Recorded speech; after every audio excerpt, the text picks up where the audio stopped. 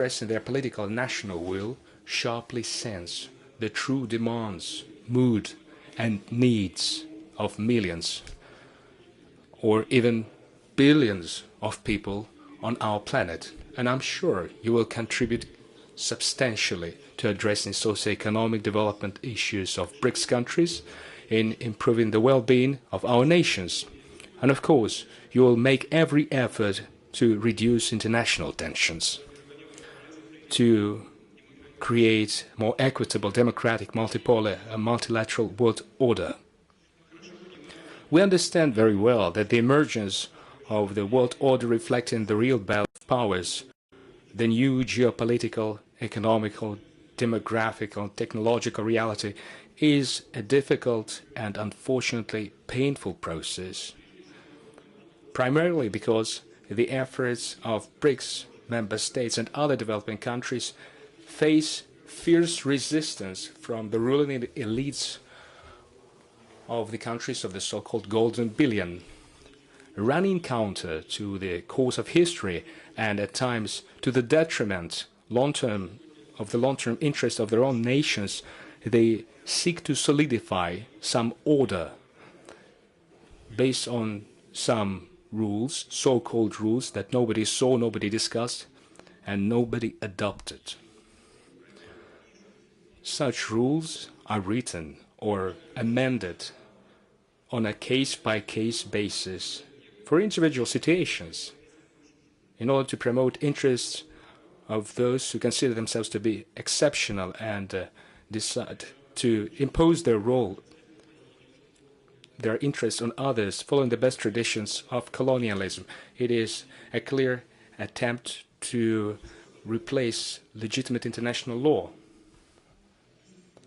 They try to create monopoly for the ultimate truth, and this monopoly is ruinous. There's a growing pressure on everyone who have their own position, as opposed to the principles of international law. They use various blackmailing, unilateral sanctions, rules of commerce in a selective way. There are attempts to restrict direct contacts between lawmakers, which runs counter to the principle of free parliament-to-parliament cooperation, the sovereign right of official representatives of every state to champion its national interests. So now there is a multifold increase in the colonial efforts of people's representatives to promote the constructive agenda of our grouping. The main focus of Russia's chairship to BRICS is to create conducive conditions for sustained development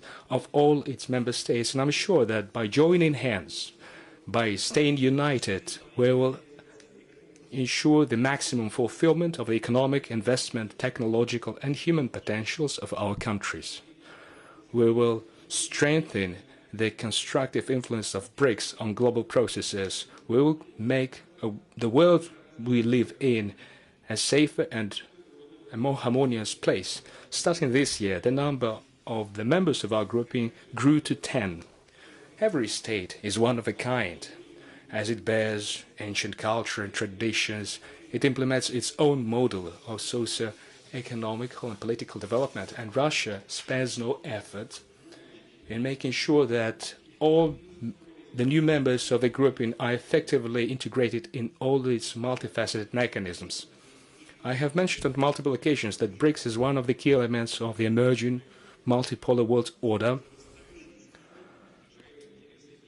and it, to a ever greater extent, reflects the interests and aspirations of the countries of global South and East, and our supporters worldwide, which is a huge number of countries and a growing number too. We are open for intensifying engagements with all the countries who express their interest in the activities of BRICS. We are conducting an active dialogue in the BRICS Plus outreach format.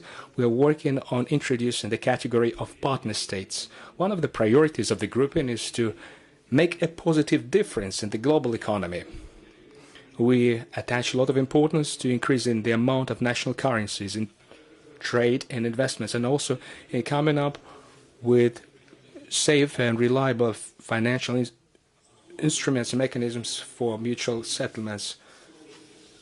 and we attach a special role to building trust-based, long-term, and reliable relations between states by fostering cultural contacts. I would like to use this occasion, colleagues, to invite you to Russia, to the 10th St. Petersburg International Cultural Forum, which is to take place here from the 12th to the 14th of September. As is always the case, it is a substantial and candid conversation on the most acute issues of global, cultural, and people-to-people agenda. And our northern capital of St. Petersburg, where we are now, will again welcome guests from the countries of our grouping and from all the countries that seek cooperation with one another. Friends, ladies and gentlemen, we are halfway past the Russian chairship in BRICS.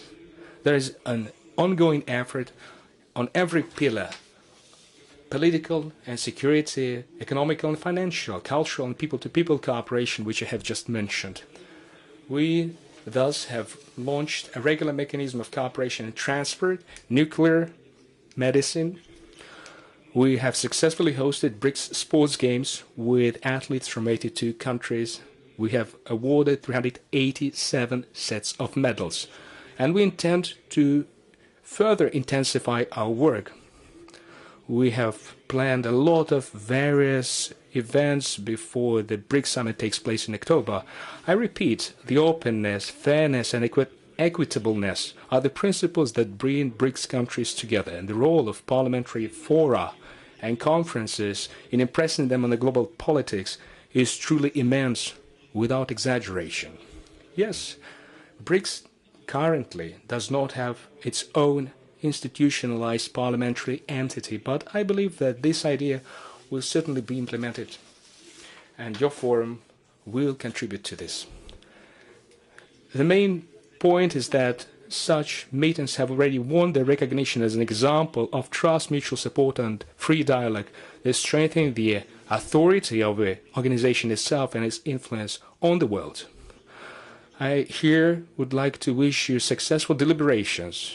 I hope, too, that you will have time to enjoy St. Petersburg, which represents Russia's pride and certainly is a treasure of the entire humankind. All the best to you. Thank you so much for your attention.